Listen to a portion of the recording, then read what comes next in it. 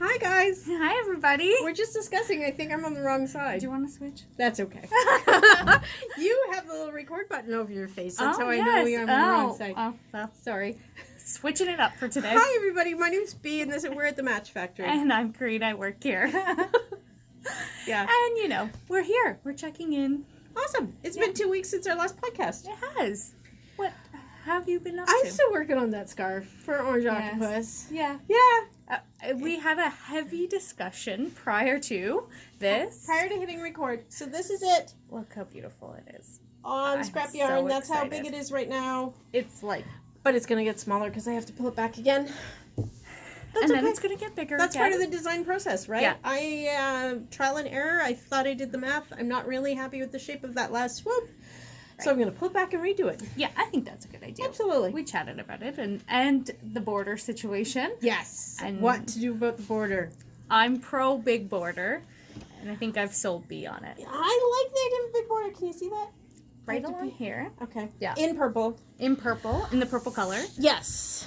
We were hoping to, I don't know. We'll figure it out. Yeah, I think whatever it becomes, it'll be beautiful. Exactly. I find this very inspiring. I was telling B this, it's just so exciting to see the design process, and I'm just ogled by the fact that I could probably never do that. And You could totally do it. You just have to, it's about just taking the time, right? And working through your idea and then trying your idea and pulling out your idea.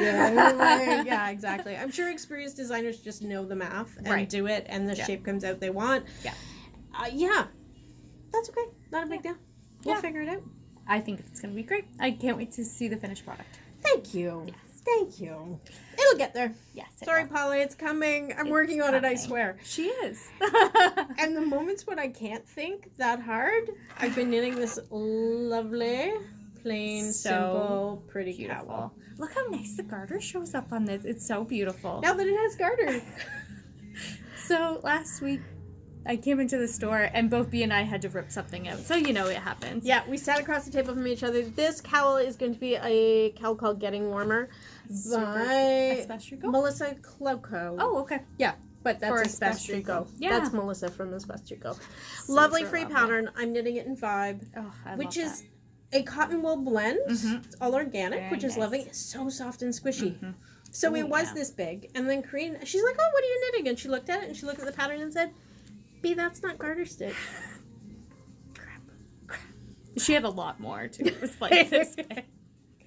So I was happily doing my brain dead. This was my relaxing. I don't have to think knitting. And so I didn't think at all or read the pattern. And it had like this much cowl done in stockinette.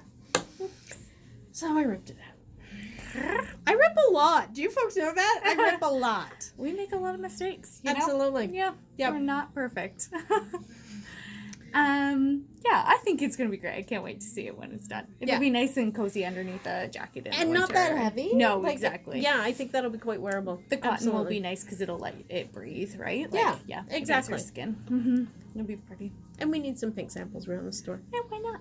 Yeah. A little pink. Never hurt anybody. So I don't know if you caught our little short blurb on Facebook. Yeah, last weekend we had a fabulous class. Rosemary Duke from McNitterson's in North Bay came to town. It was awesome. She's lovely. She teaches the best classes. She often comes on a Saturday morning. It just works with her schedule. And she taught Visible Mending 101. Yes. Kaireen took the class. I took it. Okay, these you can't really, well, it's not visible because it's the exact same color, but when I hold it up, you'll see. So I had a hole on the bottom of my heel, and Rosemary and I talked about it, and I did do a little duplicate stitch, but instead I kind of like mended across. There was a name for that, and I'm forgetting it right now. But I now have a mended sock, which I'm very happy about. So that's basically the heel, right where the back of my foot is. So yeah, it's all mended up. I'm very happy that I got to deal with that. So you need to know that Kaireen spun all of the yarn for these socks, then knit the socks. They're lovely. So these socks have such a history. So storied past. A storied past. So this actually used to be one sock, and it kind of went like this. It was like a knee-high sock, and then I was going to knit the other sock to be exactly the same, but just spun slightly different. And then that didn't work out. And they were very different gauges. This was a couple years ago, right? It was, yeah. And then I put them in the fair. I really wanted to put them in the New Liskeard Fall Fair. So I did spin these, and they're hand spun. They're beautiful. But then I had to rip out the sock and then re-knit it top down, and then put in the afterthought heels. I was so because sad. the second chunk of spinning that was supposed to be the second knee high was totally a different character. Like it was so fine and like And poor Kaireen, I'm like, these are never going to. I was I know I have to fix that one too. Okay, same spot, right? Same spot, exactly. That's your you can spot. show it. Yeah, we were talking Look at about this little I call them eggs. Yeah. It's not very egg-like, but until this weekend I had never seen a what do you call these?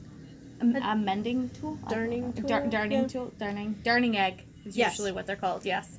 I don't know if you can see this on the camera, but there's a little thin spot right there. So she's going to do the same thing and save them. This thin spot was a little larger, to be honest. Yeah.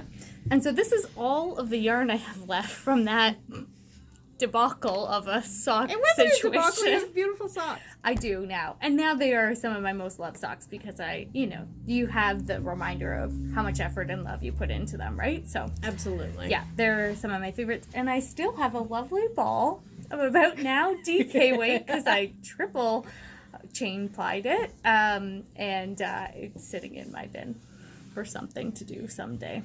Something special someday. So it will become. It's a third of a knee-high sock's worth? Yeah, something like that. Yeah, so that's not a whole lot. No, it's like this, this A nice little maybe. handle. Yeah. It needs to be like just a little inset in something, a stripe across a sweater or a hat. Or... Yeah, it's big, but anyways, I don't know. I'm kind of... What's your other mending? Oh, okay. So this is my grandmother's sweater.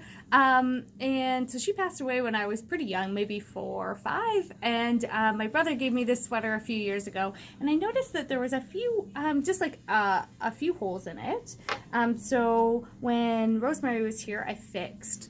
So the buttonholes were kind of coming apart, so I just reinforced them a little bit around the edge there.